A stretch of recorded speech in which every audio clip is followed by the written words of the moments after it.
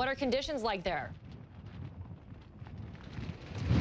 Well, we're hearing about gusts of winds up to 137 kilometers an hour. You can see it's kind of blowing around. There's a great amount of rain, of course, coming down.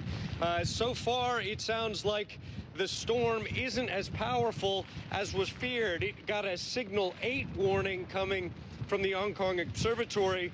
The fear was that it would go all the way up to 10, which has only happened twice in the last 17 years. That has not been the case.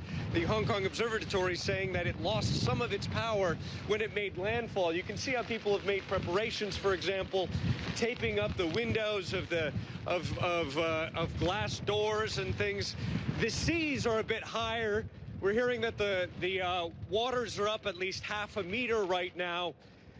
The authorities here aren't taking any chances. Schools have been canceled for Tuesday, and they've opened shelters for people as well, storm shelters. So you get a sense of the way this operates here. Hong Kong is used to these kinds of typhoons, so much of the city will likely be closed today with shops shuttered and people, for the most part, trying to stay off of the streets. There have also been a lot of warnings, basically, for people in these high-rise buildings to make sure that they don't have any loose things on their balconies that, of course, could get blown off and do a great deal of damage with this kind of wind blowing down and hitting people. But one of the other warnings is also about possible flooding in low-lying areas. That's another concern here.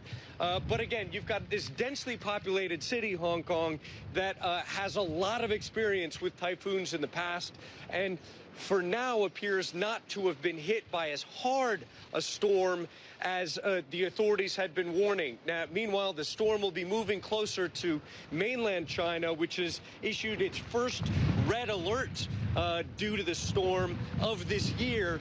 And that Chinese coast, much more densely populated, and so there'd be a concern there about the possibilities of flooding as well. And we're just going to give you a look here, Amra, if you're still with me, at the sea here, just to get a sense. I mean, this is a port city.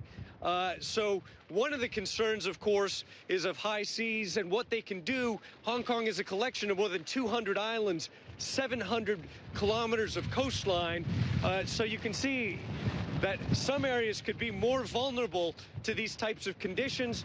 But for now, again, we don't see any kind of flooding in this part of the western part of Hong Kong. Amra, back to you. Ivan, you say Hong Kong is used to these kinds of storms, but in terms of preparations, you know, what kind of preps have been made in advance of the storm? You say one of the concerns, obviously, flooding, especially in those low-lying areas. Have there been mandatory evacuations? In this case, people were being warned to go home early from school, that was, and from their jobs. There were more than 150 flights canceled as well, and warnings for boaters, for people on ships to bring their vessels in to safer areas. So these are some of the kind of examples. Canceling schools, for example.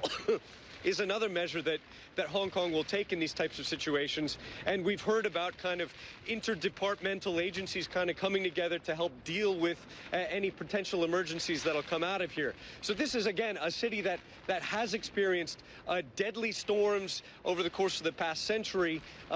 This storm didn't reach that level 10 that would have been very unusual. Again, it's only happened twice in the last 17 years.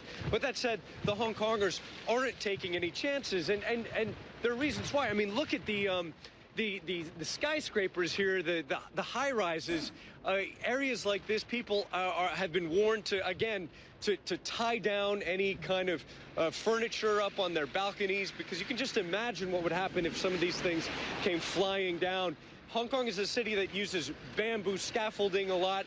That's another concern, that some of the bamboo could get pulled down by the wind. And just get a sense of, even though it's not a level 10 storm, which again is so rare, it's a level 8.